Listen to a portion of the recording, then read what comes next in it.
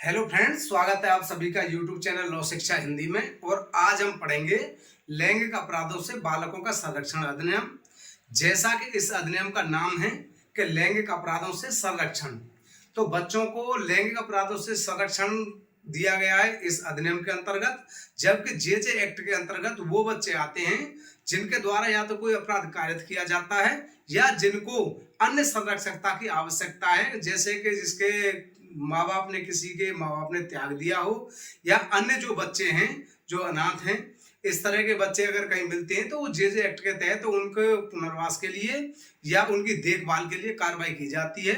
या वो बच्चे जिनके द्वारा अपराध कारित किया जाता है उनको मुख्य धारा में लाने के लिए उनको बाल संरक्षण गृह या बाल सुधार गृह आदि में रखा जाता है। वो जेजे एक्ट के तहत कार्रवाई होती है। परंतु पॉक्सो एक्ट के अंतर्गत बालकों का लैंगिक अपराधों से संरक्षण का काम किया जाता है। पॉक्सो एक्ट के बारे में अभी हम पढ़ेंगे और इसमें जो सजा का प्रावधान किया गया है वो ज्यादातर धारा 3 से लेकर के धारा 18 तक किया गया है। आज हम पढ़ेंगे धारा 1 से लेकर धारा 18 तक की, जो इसके प्रथम भाग में हैं धाराएं, इनको पढ़ेंगे। उसके बाद में फिर अगले भाग में आगे धाराएं पढ़ाई जाएंगी। तो आइए समझते हैं पॉक्सो एक्ट को। इसकी जो धारा 1 है, धारा 1 क्या कहती है? संक्षिप्त नाम, विस्तार और प्रारंभ। तो इसका नाम है लैंगिक अपराधों से बालकों का संरक्षण अधिनियम 2012, क्योंकि 2012 में ही ये इन्फोर्समेंट पे आया था। इसका विस्तार कहाँ है? संपूर्ण भारत में विस्तार है और 14/11/2012 से ये प्रभावी है। मैंने इसमें दोनों को लिखा है, इसमें आपका हिंदी वर्जन भी है और इधर इंग्लिश वर्जन भी है, दोनों को लिखा हुआ है। आप जिसमें भी उचित समझे उसमें समझ सकते हैं इसको। अब इसकी धारा 2 क्या कहती है? धारा 2 को समझेंगे। इस अधिनियम में जब तक के संदर्भ से अन्यथा अपेक्षित ना हो, इस अधिनियम में जब तक अन्यथा अपेक्षित ना हो तो जो शब्द दिए गए उनको उनका अर्थ क्या समझा जाएगा? धारा 2 के तहत समझा जाएगा। तो समझते हैं, ये है गुरुतर प्रवेशन लैंगिक हमला। इसकी परिभाषा धारा 5 के अंतर्गत इसी अधिनियम में दी गई है। नेक्स्ट है गुरुतर लैंगिक हमला। तो एग्रावेटेड असॉल्ट किसके अंतर्गत है? धारा 9 के अंतर्गत है। और सशस्त्र बल या सुरक्षा बल से संघ के सशस्त्र बल या अनुसूची में यथा निर्दिष्ट सुरक्षा बल या पुलिस बल अप्रेरित है। तो इसमें एक सूची दी गई है अधिनियम के अंत में। उस सूची में जितने भी सुरक्षा बल है उनके नाम दिए गए हैं। इसके अलावा जो पुलिस बल है राज्य के, वो भी सशस्त्र बल के अंतर्गत काउंट किए जाएंगे। बालक की परिभाषा क्या है? बालक की परिभाषा जेजे एक्ट में भी 18 वर्ष से कम है और अब वर्तमान में बीएनएस में भी 18 वर्ष से कम है। तो इसको दिया गया है 18 वर्ष से कम बालक की परिभाषा के अंतर्गत आते हैं। इसके ये धाका है बालक संबंधी अश्लील साहित्य। मतलब क्या है वो? ये चाइल्ड पोर्नोग्राफी क्या है? से बालक को सम्मिलित करते हुए लैंगिक संबंध के आचरण का कोई भी दृश्य चित्रण अभिप्रेत है। जिसके अंतर्गत क्या आता है? कोई भी जो बालक को जिसमें शामिल किया गया है, तो जिसमें बालक इन्वॉल्व है, उसके अंतर्गत क्या आता है? ऐसा कोई फोटो हो, वीडियो हो या डिजिटल या कंप्यूटर जनित ऐसी कोई पिक्चर आकृति हो जो वास्तविक बालक होने जैसी लगे, ऐसा लगे कि वास्तव में वो ही बच्चा है। और सृजित, रूपांतरित या परिवर्तित किंतु बालक का चित्र प्रतीत होने वाली आकृति भी इसके अंतर्गत है। घरेलू संबंध के बारे में, घरेलू हिंसा से महिलाओं का संरक्षण अधिनियम में जो परिभाषा धारा 2(4) के अंतर्गत दी गई है उसमें इसकी परिभाषा है। और प्रवेशन लैंगिक हमला, पेनिट्रेटिव सेक्सुअल असॉल्ट, इसकी परिभाषा धारा 3 के अंतर्गत दी गई है इसी अधिनियम के अंतर्गत। तथा भेद से इस अधिनियम के अधीन बनाए गए नियमों द्वारा भेद अभिप्रेत है। थोड़ा जल्दी इसलिए कराना पड़ रहा है अधिनियम क्योंकि काफी लंबा अधिनियम हो जाता है, वीडियो लंबी हो जाएगी, इसलिए थोड़ा जल्दी समझा रहा हूं। धार्मिक संस्था का मतलब क्या हो गया? धार्मिक संस्था दुरुपयोग निवारण अधिनियम के अंतर्गत जो परिभाषा दी गई है उसे धार्मिक संस्था कहा जाएगा। और सेक्सुअल असॉल्ट लैंगिक हमला की परिभाषा धारा 7 के अंतर्गत की गई है। और लैंगिक उत्पीड़न का अर्थ धारा 11 के अंतर्गत लैंगिक उत्पीड़न की परिभाषा दी गई है। साझी गृहस्थी से मतलब है जहां पे जिस मकान में बच्चा रह रहा है या जिनके साथ में पूर्व में रहा हो तो उसको साझी गृहस्थी के बारे में ये बताया गया है। विशेष न्यायालय जो डेजिग्नेटेड न्यायालय है वो कोर्ट कौन सा है? धारा 28 के अंतर्गत परिभाषित है। विशेष लोक अभियोजक धारा 32 के अंतर्गत परिभाषित है। और अगर इस अधिनियम में कोई भी जिस शब्द को परिभाषित नहीं किया गया है तो वो अन्य जगह परिभाषित किया गया है तो उसका अर्थ समझा जाएगा। अन्य जगह कहां पे?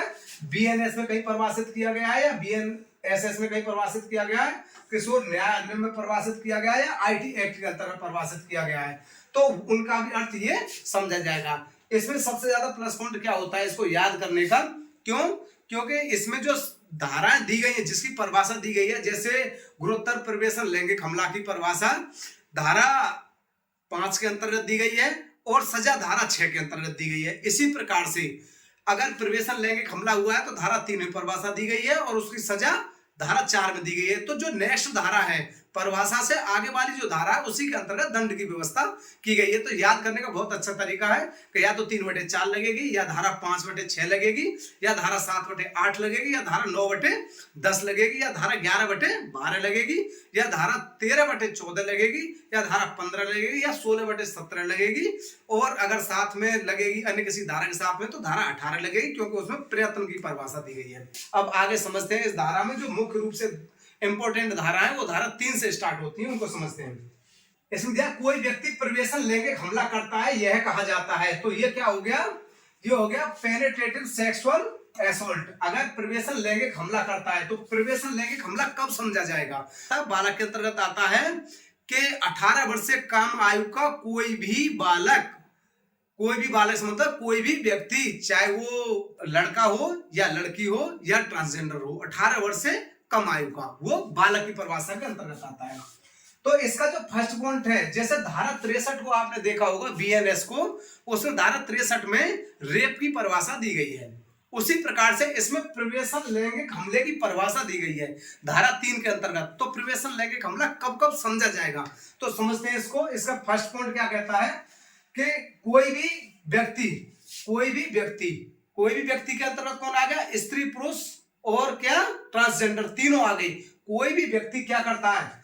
अपना लिंग किसी भी सीमा तक किसी बालक की योनि, मुंह, मूत्रमार्ग या गुदा में प्रवेश करता है, या बालक से उसके साथ या किसी अन्य व्यक्ति के साथ ऐसा करवाता है, तो वो किसके अंतर्गत आएगा? इसकी फर्स्ट पॉइंट के अंतर्गत आएगा, प्रवेशन लैंगिक हमला समझा जाएगा। क्योंकि इसमें कंसेंट की कोई वैल्यू नहीं होती है। क्यों? बच्चे की उम्र कितनी मानी गई है? बालक की उम्र 18 वर्ष से कम, इसीलिए इसमें कंसेंट की कोई वैल्यू नहीं है।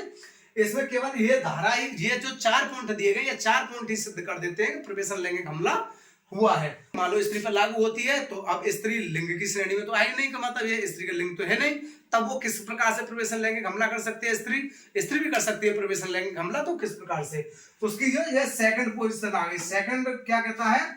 किसी वस्तु या शरीर के किसी भाग को जो लिंग नहीं है, तो एनी ऑब्जेक्ट या एनी पार्ट ऑफ बॉडी किसी भी सीमा तक बालक की योनि, मूत्रमार्ग, गुदा में घुसेड़ता है, या बालक से उसके साथ या किसी अन्य व्यक्ति के साथ ऐसा करवाता है। तो ये दूसरी कंडीशन आ गई।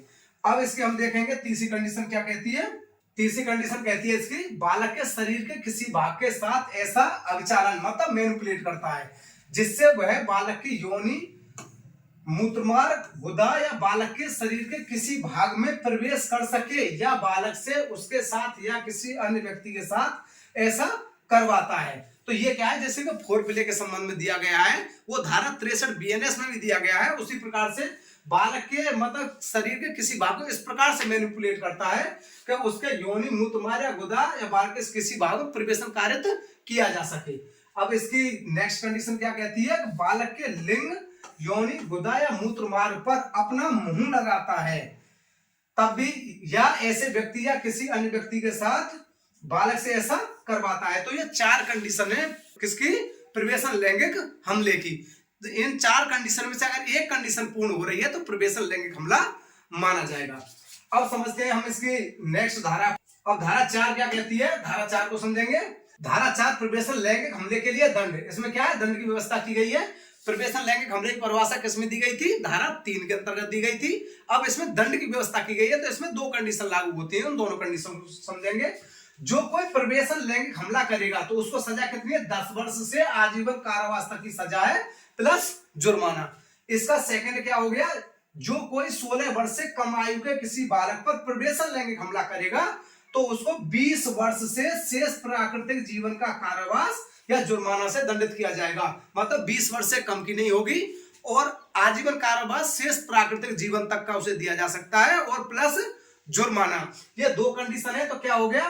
पहली कंडीशन में अगर 16 वर्ष से 18 वर्ष के मध्य में कोई बच्चा है, उसके साथ में प्रवेशन लैंगिक हमला किया जाता है, तब की कंडीशन में इसका क्या लगेगी, धारा 3/4(1).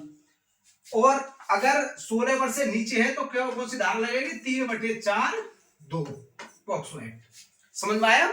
इसके अलावा क्या है, धारा जो उपधारा 3 क्या कहती है कि उपधारा 1 के अधीन द्रव्योपेंद्र जुर्माना, जो भी जुर्माना लगाया जाता है वो उस बालक को संदाय होगा, मतलब बच्चे को दिया जाएगा जो पीड़ित है, तो उस पीड़ित को कितना जुर्माना के उसके चिकित्सा व्ययों के लिए और उसके पुनर्वास की प्रतिपूर्ति के लिए उसको प्रदान किया जाएगा। तो ये हमारी धारा 4 थी। अब समझेंगे हम नेक्स्ट धारा 5 को, और सबसे इंपॉर्टेंट धारा है हमारी धारा 5। बहुत ही इंपॉर्टेंट है क्योंकि इसके अंतर्गत गुरुतर चला जाता है, मतलब जो बढ़ा हुआ अपराध है वो चला जाता है, और इसके अंतर्गत काफी कंडीशन दी गई हैं। तो आप अगर इस धारा को समझ लेंगे, धारा 5 को समझ लेंगे, तो धारा 9 को समझने में कोई दिक्कत नहीं होगी। धारा 9 सेम इसी की तरह है, बट उसमें थोड़ा सा चेंजमेंट है, वो मैंने इसमें लिखा है, तो समझेंगे गुरुतर प्रवेशन क्या होता है।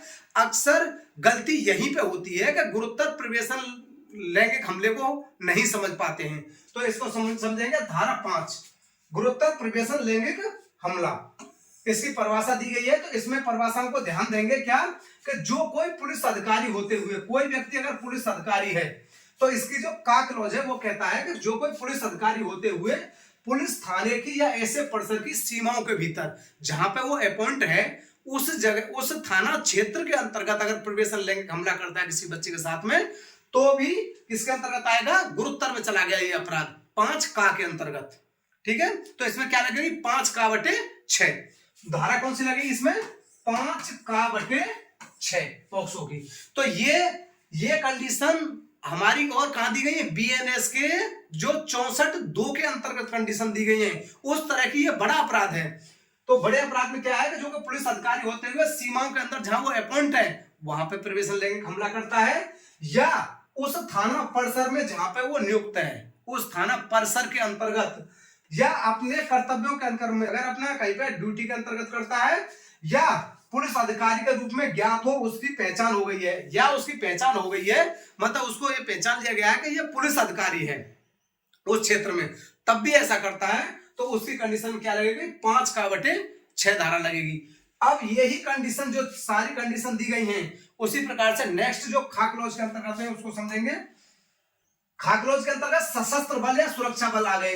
ये इनका क्या है, जहां पे भी ये डिप्लॉयड हैं, जहां पे तैनात हैं, उस सीमा के भीतर, जितनी सीमा के अंतर्गत कोई सशस्त्र बल तैनात है, मान लो ITBP हो गया, SSB हो गया, उसका एक एरिया हो गया, जिस एरिया में वो डिप्लॉयड है, उस डिप्लॉयड एरिया में करता है, या जिस उस कमान के अधीन है, इतने क्षेत्र के अधीन है, वहां पे करता है, और ड्यूटी के दौरान करता है, कर्तव्य के अनुक्रम में कहीं पे ड्यूटी लगी हुई है और वहां पे ऐसा कर रहा है उस जगह, या नेक्स्ट कंडीशन आ गई कि उसकी पहचान हो गई कि ये सशस्त्र बल का सदस्य है, उस तरह से पहचान के दौरान भी करता है, तब क्या लगेगी, धारा लगेगी 5(का)/6 पॉक्सो की।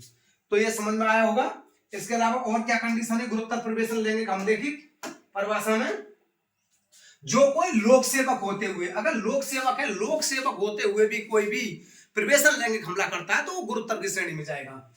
या जो कोई व्यक्ति जेल, मतलब जेल का प्रतिप्रेषण गृह, संरक्षण गृह, संप्रेषण गृह या अन्य तत्समय प्रवृत्त किसी विधि के द्वारा उसके अधीन स्थापित अवरक्षा, कोई भी स्थापित अवरक्षा का स्थान या देखरेख संरक्षण के किसी अन्य स्थान का प्रबंध, मतलब मैनेजमेंट का या कर्मचारी वृंद ऐसे जेल प्रतिप्रेषण गृह, संप्रेषण गृह, अवरक्षा या देखरेख और संरक्षण के अन्य स्थान पर रह रहे किसी बालक पर प्रवेशन लैंगिक हमला करता है। तो इसके अंतर्गत क्या आ गया, या तो कोई भी ऐसा सदस्य जो जेल या प्रतिप्रेषण गृह, संरक्षण गृह या इसका जहां पे अवरक्षा का कोई स्थान है उसका कोई भी व्यक्ति करता है, या कोई भी बच्चा ऐसा है, मान लो JJ एक्ट के अंतर्गत कोई बच्चा बाल सुधार गृह के अंतर्गत आया है और उस बच्चे के साथ में भी कोई करता, तब भी धारा कौन सी लगेगी, 5(का)/6। तो ये इसके अंतर्गत है। और क्या है, जो कोई किसी अस्पताल, जो चाहे सरकारी अस्पताल हो या प्राइवेट अस्पताल हो, इसका कोई मैनेजमेंट का कोई भी सदस्य, कोई भी कर्मचारी होते हुए उस अस्पताल के अंतर्गत, मैनेजमेंट का कोई सदस्य उस अस्पताल के अंतर्गत अगर प्रवेशन लैंगिक हमला करता है तो उस पर क्या लगेगी 5 बटे 6 ये धारा लगेगी फिर उसके अंतर्गत। और गुरुत्तर के अंतर्गत क्या आता है, गुरुत्तर प्रवेशन लैंगिक हमले के अंतर्गत जो कोई किसी शैक्षणिक संस्थान, मतलब अब क्या होगा, जो भी इंस्टीट्यूट है, कौन सा, एजुकेशन से संबंधित इंस्टीट्यूट है, मतलब धार्मिक इंस्टीट्यूट है, कोई भी धार्मिक संस्था है, उसका कोई भी मैनेजमेंट का सदस्य होते हुए उस संस्था के अंतर्गत करता है। अब क्या धार्मिक कोई भी पढ़ाई का स्थान है तो उसके अंतर्गत उसका मैनेजमेंट का कोई भी सदस्य, चाहे उसका मैनेजर हो या कोई भी कर्मचारी हो, वो करता है, तब भी उसके इसी गुरुत्तर में आएगा।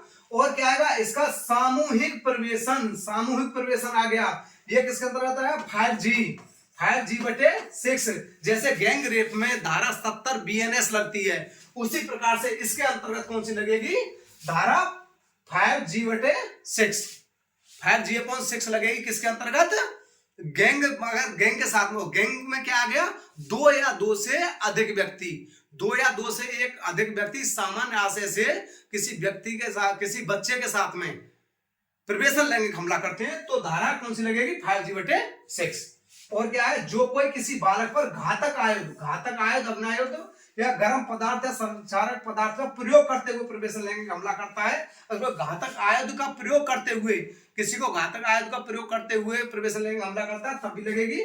और क्या है, जो कोई किसी बालक को घोरोपति कारित करते हुए, शारीरिक रूप से नुकसान करते हुए या क्षति करते हुए, या उसकी जननेंद्रियों को क्षति करते हुए प्रवेशन लैंगिक हमला करता है तो कौन सी धारा लगेगी, 5I बटे 6।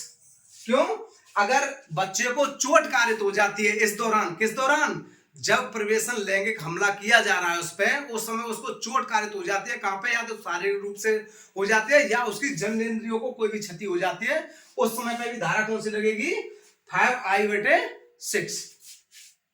नेक्स्ट क्या है, जो कोई किसी बालक पर प्रवेशन लैंगिक हमला करता है जिससे बच्चा शारीरिक या मानसिक रूप से अशक्त हो जाता है, मतलब शारीरिक रूप से, मानसिक रूप से अशक्त भी हो जाता है तब भी, और बालिका की दिशा में यदि बालिका गर्भवती हो जाती है प्रवेशन लैंगिक हमले के दौरान, उसके द्वारा जो हमला किया गया है इस तरह का प्रवेशन लैंगिक हमले का, उस दौरान वो गर्भवती हो जाती है बालिका, या बच्चा क्या HIV पॉजिटिव हो जाता है, HIV पॉजिटिव भी हो जाता है तब भी, या अन्य बीमारी, ऐसी अन्य बीमारी जिससे कि उसकी मृत्यु घात हो सकती है, जो न ठीक होने वाली ऐसी बीमारी हो जाती है, ग्रसित हो जाता है, या उसकी मृत्यु हो जाती है, उसकी मृत्यु भी हो जाती है तब भी कौन सी धारा लगेगी, इसके अंतर्गत लगेगी 5J/6। नेक्स्ट क्या है, जो कोई बालक की मानसिक और शारीरिक अशक्तता का लाभ उठाते हुए, अगर कोई भी मानसिक रूप से बीमार है, मतलब कि कोई भी ऐसा है कि जो मानसिक रूप से अस्वस्थ है, उसका फायदा उठाते हुए कोई भी करता है, जैसे कोई भी बच्चा ऐसा है कि जो पागल टाइप का है और वो घूम रहा है, उसके साथ में कोई प्रवेशन लैंगिक हमला कर देता है। अब नेक्स्ट क्या है, जो कोई उसी बालक पर एक से अधिक बार, एक ही बच्चे पर एक से अधिक बार या बार बार प्रवेशन लैंगिक हमला करता है तब क्या लगेगी, 5L बटे 6। तो और समझेंगे, जो कोई 12 वर्ष से कम आयु का किसी बालक पर प्रवेशन लैंगिक हमला करता है तो ये कौन सी हो गई, ये हो गई 5M बटे 6 हो गई। और जो कोई बालक का रक्त या दत्तक या विवाह या संरक्षक द्वारा या पोषण देखभाल करने वाला नातेदार या बालक, मतलब घरेलू संबंध रखते हुए, इसका मतलब ये होगा घरेलू संबंध होते हुए, मतलब उसका कोई भी चाचा, पिता या भाई, अन्य कोई भी उस बच्चे के साथ में ऐसा करता है तो घरेलू संबंध रखते हुए, तो उसमें क्या लगेगी, 5N बटे 6। और नेक्स्ट क्या है, जो कोई बालक को सेवा प्रदान करने के लिए किसी संस्था का स्वामी या प्रबंधक या कर्मचारी होते हुए बालक पर प्रवेशन लैंगिक हमला करता है, जो भी सेवा प्रदाता, जो अन्य जैसे या वन स्टॉप सेंटर वगैरह हो गए, या अन्य कोई भी संस्था हो गई जो सेवा प्रदान करती है, या और क्या है इसके अंतर्गत, काफी मतलब जो गुरुतर अपराध हैं वो सारे दिए गए हैं और काफी थोड़ा बड़ा है, बट इससे आपकी समझ में सारा आएगा कि कब कब में धारा गुरुतर के अंतर्गत लगती है, और गुरुतर में जो धारा 5 के अंतर्गत लगता है वही धारा 9 के अंतर्गत दिया गया है। जो कोई किसी बालक के न्यासी या प्राधिकारी के पद पर होते हुए किसी संस्था या गृह या कहीं और बालक का प्रवेशन लैंगिक हमला करता है, कोई भी मतलब ऐसा व्यक्ति जो इंस्टीट्यूट होते हैं, इंस्टीट्यूशन या होम ऑफ चाइल्ड, जो मतलब बच्चों के लिए सुधार गृह के अलावा अन्य होते हैं, जो जहां पे बच्चों को रोका जाता है, या जिनका कोई भी नहीं होता है बच्चे का, जेजे एक्ट के अंतर्गत जिनको बच्चों को रोका जाता है, तो वो आएगा इसके अंतर्गत। या जो कोई यह जानते हुए कि बालक गर्भ से है, अगर बालिका कोई भी ऐसी है जिस जो मतलब गर्भ से है उसके साथ में लैंगिक हमला करता है, क्यों? वो जानता हो इस बात को कि भाई वो प्रेग्नेंट है और प्रेगनेंसी के दौरान भी किसी बालक पे प्रिवेशन लैंगिक हमला करता है, या जो कोई बालक पर प्रिवेशन लैंगिक हमला करता है और बालक की हत्या करने का प्रयत्न करता है, हत्या करने का प्रयत्न करता है, तब भी क्या लगेगी? पोक्सो के अंतर्गत उसे दंडित किया जाएगा। इसके अंतर्गत 5R लगेगी। नेक्स्ट है जो कोई सामुदायिक मतलब पंथीय हिंसा है या सामुदायिक हिंसा हो जाती है हिंसा के दौरान या प्राकृतिक विपत्ति के दौरान, अगर प्राकृतिक विपत्ति आ जाती है उस समय पर प्रिवेशन लैंगिक हमला करता है, तब उस कंडीशन में 5S/6 ये लगेगी। इसके अलावा और क्या दिया गया है? नेक्स्ट है कि जो कोई बालक पर कोई प्रिवेशन लैंगिक हमला करता है, पूर्व में इस अधिनियम के अंदर दोषी कर दिया गया है, पहले इस अधिनियम के अंतर्गत दोषी कर दिया गया है, या किसी भी लैंगिक अपराध के लिए उसे पूर्व में दोषित कर दिया गया है और फिर से वो दोबारा ऐसा अपराध करता है। और जो कोई बालक पर प्रिवेशन लैंगिक हमला करता है और बालक को सार्वजनिक रूप से विवश कर देता है, मतलब प्रिवेशन लैंगिक हमला करता है और उसको विवश कर देता है, विवश सार्वजनिक रूप से, उसे क्या है कि नग्न करके घुमाता है या प्रदर्शित करता है, तब की कंडीशन में ये दिया गया है। इसका 5U लगेगा। तो ये जो सारी कंडीशन अभी मैंने आपको बताई थी, ये गुरुतर अपराध के अंतर्गत आ गई, गुरुतर प्रिवेशन लैंगिक हमले के अंतर्गत आ गई। जब हम धारा 9 में जाएंगे तो उसमें आ जाएगा गुरुतर लैंगिक हमला। केवल धारा 9 में चेंजमेंट जो हुआ है तो केवल गुरुतर लैंगिक हमला का हुआ है, बाकी धारा 5 की तरह ही है। उसमें धारा 5 के अंतर्गत प्रिवेशन लैंगिक हमला है और धारा 9 के अंतर्गत लैंगिक हमला है। अब नेक्स्ट क्या है? धारा 6। अब धारा 6 के अंतर्गत क्या है? गुरुतर प्रिवेशन लैंगिक हमले के लिए दंड। जो धारा 5 में जो कंडीशन थी उनके दंड की व्यवस्था धारा 6 के अंतर्गत की गई है। इसमें क्या है? जो कोई फर्स्ट कंडीशन क्या कह रही है? जो कोई गुरुतर प्रिवेशन लैंगिक हमला करेगा वह कठिन कारावास है जिसकी अवधि 20 वर्ष से कम की नहीं होगी, किंतु जो आजीवन कारावास शेष प्राकृतिक जीवन का आजीवन कारावास से दंडित किया जा सकता है या मृत्यु दंड से भी दंडित किया जाएगा। किससे? मृत्यु दंड से। तो सजा कितनी हो गई? सजा हो गई उसकी 20 वर्ष से शेष प्राकृतिक जीवन का कारावास प्लस जुर्माना या मृत्यु दंड। ये धारा 6 के अंतर्गत है। मतलब 5 के साथ में 5/6 में जो कंडीशन थी उन कंडीशन में कोई सी भी धारा अगर लगती है तो 20 वर्ष से कम की नहीं होगी और शेष प्राकृतिक जीवन का आजीवन कारावास प्लस जुर्माना या मृत्यु दंड से दंडित किया जाएगा। और जो ये धारा 1 के अंतर्गत जो दिया गया है, ये जो जुर्माना होगा वो उसके चिकित्सा व्ययों के और पुनर्वास के लिए उस पीड़ित को दिया जाएगा। तो ये हमारी धारा 6 है। अब हम पढ़ेंगे धारा 7 को, लैंगिक हमला। अब लैंगिक हमला आ गया। अब तक हमने क्या पढ़ा था? प्रिवेशन लैंगिक हमला। लेकिन अब क्या पढ़ेंगे हम? अब हम पढ़ेंगे लैंगिक हमला। तो प्रिवेशन लैंगिक हमला के साथ में क्या है? रेप की धाराएं लगती हैं जो रेप से संबंधित हैं। लेकिन अब लैंगिक हमले के साथ में क्या लगती है? छेड़छाड़ से संबंधित जो धाराएं वो लगती हैं। जो कोई लैंगिक आशय से बालक की योनि लिंग गुदा या स्तनों को स्पर्श करता है, मतलब क्या है? टच करता है। इनमें से मतलब इनको टच करता है या बालक से ऐसे व्यक्ति या किसी अन्य व्यक्ति की योनि लिंग गुदा या स्तन का स्पर्श करता है या लैंगिक आशय से ऐसा कोई अन्य कार्य करता है जिसमें प्रिवेशन किए बिना शारीरिक संपर्क अंतर्गत होता है, लैंगिक हमला करता है, यह कहा जाता है। लैंगिक हमला क्या हो गया? या तो उसको शारीरिक संपर्क करता है, प्रिवेशन किए बिना लैंगिक अपराध करने के लिए उसको टच करता है। मान लो उसका बेशक से हाथ पकड़ करके उसे कहीं ले जाने लग गया, तब भी क्या आ गया? धारा 7 के अंतर्गत लैंगिक हमला आ गया, क्योंकि उसका उद्देश्य क्या था? लैंगिक आशय से वो ऐसा कर रहा था, उसको टच कर रहा था, या इस कंडीशन में जो योनि लिंग या गुदा या स्तनों को स्पर्श करता है। तो ये कंडीशन है, ये हो गया लैंगिक हमला की परिभाषा दी गई है कि लैंगिक हमला कब समझा जाएगा। हमले के दंड की व्यवस्था धारा 8 के अंतर्गत की गई है। जो कोई लैंगिक हमला करता है तो दोनों में से साधारण या कठोर, दोनों में से मतलब हो गया साधारण या कठोर कारावास, कितना? 3 वर्ष से कम की नहीं होगी और जो 5 वर्ष तक की हो सकेगी प्लस जुर्माना। तो कितने हो गए? 3 वर्ष से 5 वर्ष प्लस जुर्माना। कितने दंड की व्यवस्था किसके अंतर्गत हो गई? ये धारा 8 के अंतर्गत हो गई। और समझेंगे अब धारा 9 क्या कहती है। धारा 9 कहती है गुरुतर लैंगिक हमला। मैंने अभी आपको पहले बताया था कि जो धारा 5 में गुरुत्व की परिभाषा दी गई है वही धारा 9 के अंतर्गत दी गई है, परंतु इसमें चेंजमेंट क्या है, थोड़ा सा चेंजमेंट है। जहां गुरुत्व लैंगिक हमला है, धारा 5 के अंतर्गत है गुरुत्व प्रवेशन लैंगिक हमला, और धारा 9 के अंतर्गत है गुरुत्व लैंगिक हमला। तो प्रवेशन इसमें से केवल हट जा रहा है, और इसमें क्या है कि जो हमारा ये था, जे था, कौन सा, जो 5J था, जे में से जो कंडीशन दी गई थी, 4 कंडीशन, उनमें से एक तो गर्भवती हट जाएगा और एक मृत्यु शब्द हट जाएगा, ये 2 शब्द हट जाएंगे, उससे 2 कंडीशन हट जाएंगी, बाकी सेम ऐसे ही होगी। और इसमें एक धारा ये F ये बढ़ा दी गई है, गुरुत्व लैंगिक हमले के अंतर्गत ये धारा बढ़ा दी गई है। इस धारा, ये धारा क्या कहती है, जो कोई इस आशय से कि कोई बालक प्रवेशन लैंगिक हमले के प्रयोजन के लिए शीघ्र लैंगिक परिपक्वता प्राप्त करे, किसी बालक को कोई मादक द्रव्य, हार्मोन या कोई अन्य रासायनिक पदार्थ के लिए जाने के लिए प्रेरित करता है, उत्प्रेरित करता है, फुसलाता है या प्रपीड़ित करता है, या देता है या देने के लिए किसी को निर्देश देता है, लिए जाने में सहायता करता है। या तो इसका मतलब ये हो गया, अगर कोई भी जो हार्मोन्स की कोई ऐसी दवा देता है कि जल्द उसको इस प्रयोजन से कि उसके साथ में मतलब ये प्रवेशन लैंगिक हमला किया जा सके, इसलिए उसको हार्मोन्स वाली कोई दवा वगैरह देता है, ऐसा कोई पदार्थ देता है, तो ये इसमें नई धारा है। नई धारा से मतलब है कि उपधारा ये उससे गुरुत्व प्रवेशन लैंगिक हमले में जो कंडीशन दी गई थी उनसे बढ़ा करके, उनसे ज्यादा ये जोड़ी गई है। तो इसका चाहे तो आप लोग स्क्रीनशॉट लेते रहें।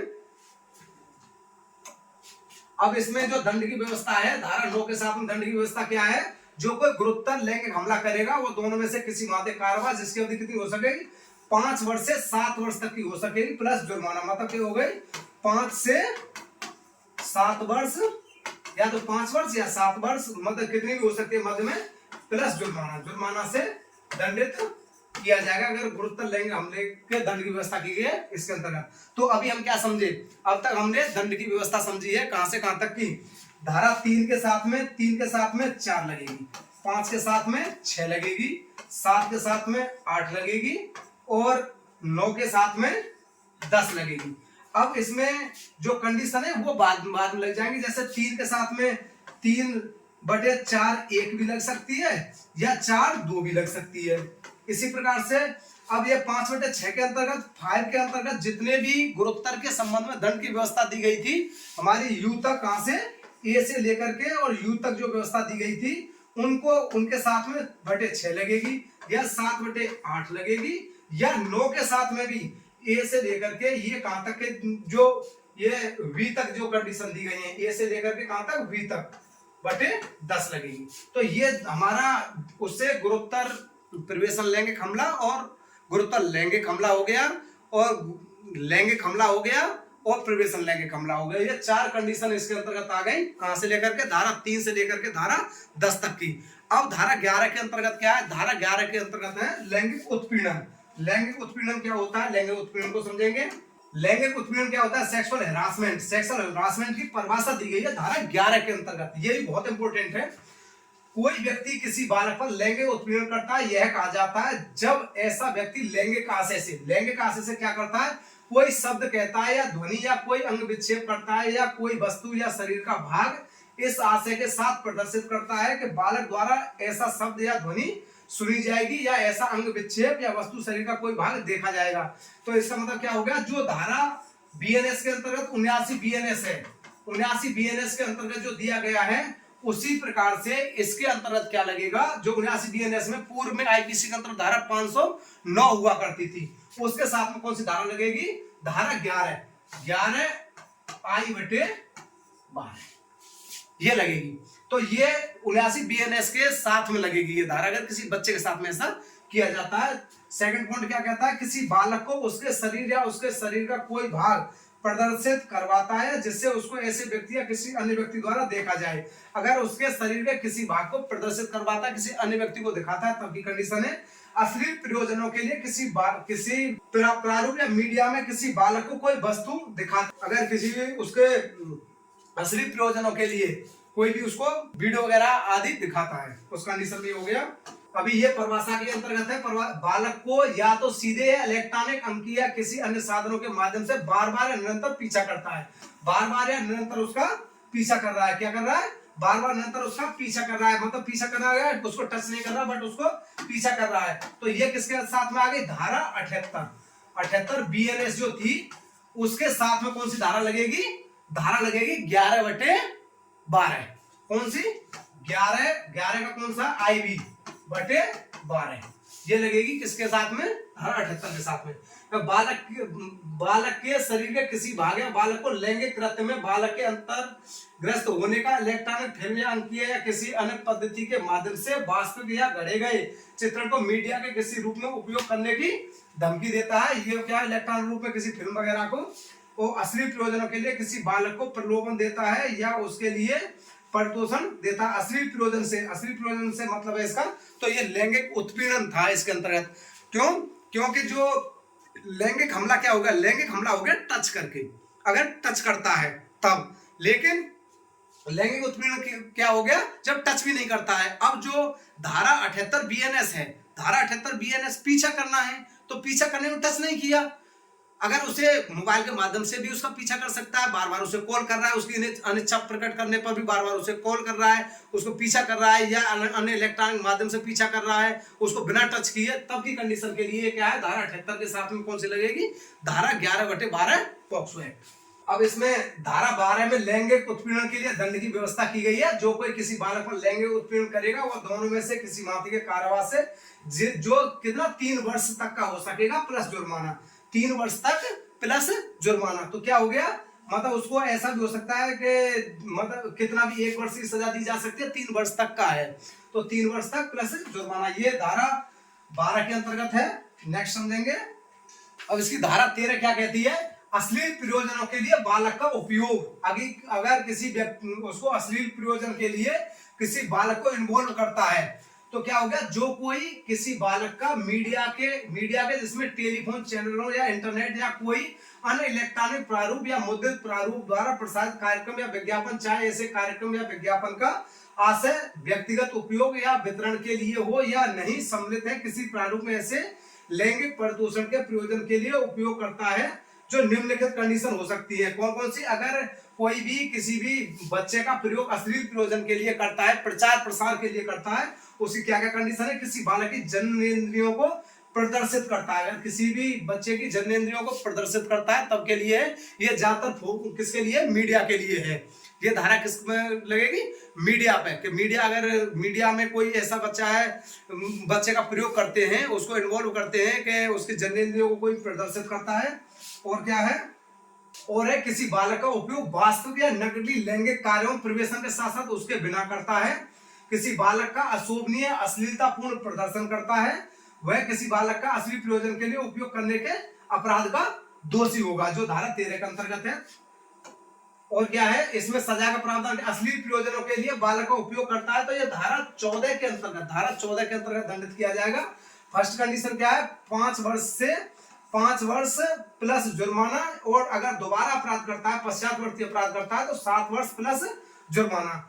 इसकी सेकंड कंडीशन क्या की गई है, जो कोई उपधारा 1 के अधीन अश्लील प्रयोजनों के लिए किसी बालक या बालकों का उपयोग करके ऐसे अश्लील कृत्यों में प्रत्यक्ष रूप से भाग लेकर धारा 3, धारा 5, धारा 7 या धारा 9 में निर्दिष्ट कोई अपराध करेगा तो वह उक्त अपराध के लिए किसके लिए, धारा 4, धारा 6, धारा 8, धारा 10 के अधीन भी दंडित किया जाएगा। इसका मतलब क्या हो गया, अगर वो व्यक्ति बच्चे को प्रदर्शित करने के साथ साथ उसके साथ में ऐसे कोई या तो प्रवेशन लैंगिक हमला करता है या लैंगिक हमला करता है या गुरुतर लैंगिक हमला करता है या गुरुतर प्रवेशन लैंगिक हमला करता है, इस तरह की कोई कंडीशन वो करता है तो ये जुर्माना तो लगेगा जो 1 के अंतर्गत दिया गया, धारा 1 के अंतर्गत। उसके साथ में धारा 4, धारा 6, धारा 8, धारा 10 इसके अंतर्गत भी उसे दोषी किया जाएगा। इसके साथ में ये भी दंड की व्यवस्था की गई है, क्योंकि वो प्रत्यक्ष रूप से भाग लेने का मतलब हो गया कि वहां पे बच्चा भी उपस्थित है और बच्चे के साथ में वो ऐसी हरकत कर रहा है, साथ में ही उसके साथ में प्रवेशन लैंगिक हमला कर रहा है या उसके साथ में लैंगिक हमला कर रहा है, तो उस कंडीशन में इस मतलब इनके धारा 4 और इसके अंतर्गत भी दोषी किया जाएगा और इसके साथ में भी दोषी किया जाएगा। तो ये धारा 14 थी। अब धारा 15 समझेंगे। धारा 15 क्या कहती है, धारा 15 भी बड़ी इंपॉर्टेंट है। और कोई भी अगर चाइल्ड पोर्नोग्राफी से संबंधित है, अगर किसी बच्चे के कोई भी वीडियो फिल्म वगैरह अपने पास में रखता है जो अश्लील है, अपने साथ में इसका पोजेशन के बारे में ये दिया गया है। बालक, धारा 15 कहती है बालक को सम्मिलित करने वाली अश्लील सामग्री के भंडारण के लिए दंड है। तो क्या पोर्नोग्राफी कोई मटेरियल है उसको अपने पास में रखता है, तो इसमें क्या क्या कंडीशन है वो देख लेंगे। कोई व्यक्ति जो बालक संबंधी अश्लील, मतलब क्या है कि चाइल्ड पोर्नोग्राफी से संबंधित कोई भी साहित्य है उसको अपने पोजेशन में रखता है, या पारित करने के आशय से, मतलब उसको शेयर करने के आशय से किसी बालक को सम्मिलित करने वाली अश्लील सामग्री का किसी भी रूप में भंडारण करता है। ठीक है, समझ में आया कि अश्लील सामग्री को अपने मोबाइल वगैरह या अपने पीसी या लैपटॉप या किसी भी इलेक्ट्रॉनिक डिवाइस या कहीं पे भी अपने पास में अगर इस तरह से रखता है, किंतु उसे मिटाने या नष्ट करने या ऐसे अवैध प्राधिकारी को जो भेद किया जाए रिपोर्ट करने में असफल होता है। अगर किसी के पास में आ भी गया, मान लो कहीं से मोबाइल वगैरह में किसी अन्य व्यक्ति ने शेयर कर दिया और आ भी गया, तब भी वो किसी अधिकारी को इस तरह की सूचना नहीं देता है, असफल रहता है, तब भी यही लागू होगी, यही कंडीशन लागू होगी। वह 5,000 रुपए से अन्यून, मतलब 5,000 से कम नहीं होगा जुर्माने से, और दोबारा अपराध करने पर 10,000 रुपए से कम नहीं होगा, 10,000 रुपए तक के जुर्माने से दंडित किया जाएगा। तो ये क्या हो गया, इसमें क्या है कि अपने पोजेशन में इस तरह का कोई भी साहित्य रखता है, पोर्नोग्राफिक कोई भी वीडियो वगैरह या फोटो वगैरह रखता है अपने पास में, तो वो हो गया।